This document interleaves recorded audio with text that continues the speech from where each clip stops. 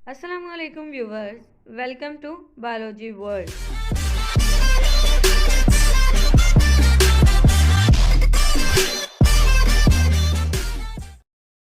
सबसे पहले है हमारे पास लेक्चर की आउटलाइन, जिसका टॉपिक है relationship of biology to other sciences. इसमें हमारे पास आ जाते हैं biophysics, biochemistry, biomathematics, biogeography and bioeconomics. Means के जो बायोलॉजी है वो किस तरह केमिस्ट्री से रिलेटेड है, किस तरह इकोनॉमिक्स से रिलेटेड है, मैथ से रिलेटेड है, फिज़िक्स से रिलेटेड है और जियोग्राफी से रिलेटेड है। हम इस लेक्चर में ये पढ़ेंगे। जैसे बायो को अगर हम केमिस्ट्री से रिलेट करें कि बायो और केमिस्ट्री जब रिलेट होती है तो ये हमारे पास क्या बन जाती है, बायो केमिस्ट्री। और अगर मैथ या फिर फिज़िक्स वगैरह से रिलेटेड करें तो ये बायो मैथ या फिर बायो फिज़िक्स बन जाते हैं। सबसे पहले हमारे पास है बायोफिज़िक्स।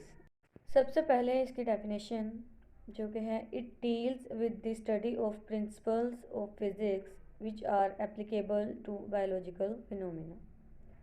मीन्स के हम फिज़िक्स के मुख्तलिफ प्रिंसिपल्स को जब बायो के लिहाज से स्टडी करते हैं तो ये हमारे पास बायोफिज़िक्स में आ जाती है।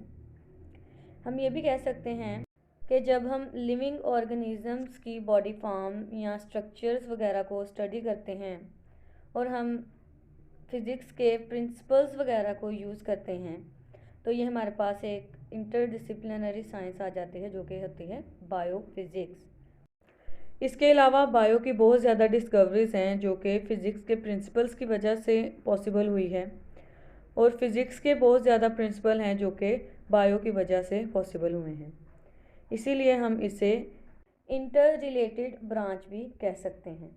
नेक्स्ट हमारे पास एग्जांपल है जो कि है, there is similarity between the working principles of lever in physics and limbs of animals in biology.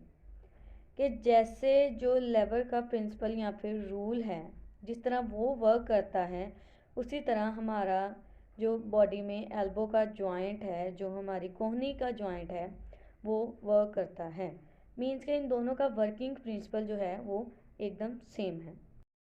Next हमारे पास है biochemistry. It deals with the chemistry of different compounds and processes occurring in living organisms. Means के जो living organisms हैं उनमें बहुत ज़्यादा chemical processes अकर हो रहे हैं या टेक प्लेस हो रहे हैं।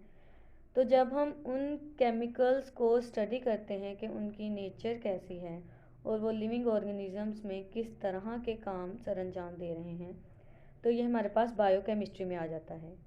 एग्जाम्पल में है, the study of basic metabolism of photosynthesis and respiration involves the knowledge of chemistry. अब दोनों जो प्रोसेस है हमारे पास, फोटोसिंथेसिस और रेस्पिरेशन, इनमें कुछ केमिकल्स वगैरह यूज़ होते हैं, कुछ चीज़ें वगैरह, कुछ कंपाउंड्स वगैरह यूज़ होते हैं। और कंपाउंड्स और जो केमिकल हैं वो तो हैं केमिस्ट्री में, और चूँकि फोटोसिंथेसिस और रेस्पिरेशन लिविंग ऑर्गेनिजम्स में हो रही है और इनमें केमिकल्स वगैरह यूज़ हो रहे हैं, तो जब हम इन चीज़ों को स्टडी करेंगे कि कैसे केमिकल्स लिविंग ऑर्गेनिजम्स में यूज़ हो रहे हैं, तो ये हमारे पास आ जाएगा बायोकेमिस्ट्री में। नेक्स्ट हमारे पास है बायोमैथमेटिक्स। जैसे हम फिज़िक्स के प्रिंसिपल्स वगैरह को यूज़ करते थे बायो में, तो वो बायोफिज़िक्स था। बिल्कुल इसी तरह जब हम लिविंग ऑर्गेनिजम्स की बॉडी फॉर्म को स्टडी करते हुए मैथमेटिकल टूल्स या फिर टेक्निक्स वगैरह को यूज़ करेंगे तो ये हमारे पास आ जाएगा बायोमैथमेटिक्स में। एग्जाम्पल में, to analyse the data gathered after experimental work, biologist have to apply the rules of mathematics. हमारे पास एक बायोलॉजिकल प्रॉब्लम या फिर बायोलॉजिकल मेथड आता है जो साइंटिस्ट यूज़ करते हैं एक बायोलॉजिकल प्रॉब्लम को सॉल्व करने के लिए। उसमें मुख्तलिफ़ किस्म की टेक्निक्स वगैरह यूज़ होती है और बायोमैथमेटिक्स भी उसमें यूज़ होती है कि हम एनालाइज करते हैं डाटा वगैरह को, ऑर्गेनाइज करते हैं मैथमेटिकल टेक्निक्स, फार्मूलाज वगैरह को यूज़ करके। तो ये हमारे पास आ जाता है बायोमैथमेटिक्स, जिसे हम बायोमेट्री या फिर बायो मैथ भी कहते हैं। नेक्स्ट आ जाती है biogeography. It deals with the study of occurrence and distribution of different species of living organisms in different geographical regions of the world. अब हर एक स्पीशी या फिर जो एनिमल है वो एक ख़ास या फिर पर्टिकुलर रीजन ऑफ अर्थ पे मौजूद है। अब कुछ एनिमल्स हैं जो कि कोल्ड इन्वायरमेंट में रहते हैं और फिर वो दुनिया के उसी रीजन में पाए जाएंगे जहाँ पे सर्दी होगी, और कुछ होंगे जो टेम्परेट रीजन में रहते हैं, वो फिर उस लिहाज से उस रीजन में पाए जाएंगे। अब जो एनिमल्स हैं वो एक ख़ास हैबिट की वजह से एक ख़ास जियोग्राफिकल एरिया में पाए जाते हैं। तो हम ये पता करते हैं कि जो डिफरेंट स्पीशीज़ है वो किस तरह किस रीजन में पाए जाती हैं। तो ये हमारे पास आती है बायोजियोग्राफी में। It applies the knowledge of characteristics of particular geographical region. Means के अब कुछ एरियाज़ हैं जिनका जो वेदर कंडीशन या फिर उनकी जो लैंड कंडीशन है वो हमें पता होती है, वो हम स्टडी भी कर सकते हैं। तो फिर इस तरह जो एनिमल वहाँ पे पाए जाएंगे वो उसी लैंड कंडीशन में सर्वाइव कर सकते हैं, वो किसी और जगह पे सर्वाइव नहीं कर सकते। ये बात है कि जो एनिमल है वो एक ख़ास एरिया में ही रह सकते हैं और उस जगह के अलावा वो सर्वाइव नहीं कर सकते अगर वो पर्टिकुलर हैं अबाउट देयर ओरिजिन या फिर अबाउट देयर इन्वायरमेंट। तो ये हमारे पास आ जाती हैं बायोजियोग्राफी के ज़मीन के किस रीजन में किस तरह के एनिमल्स पाए जाते हैं।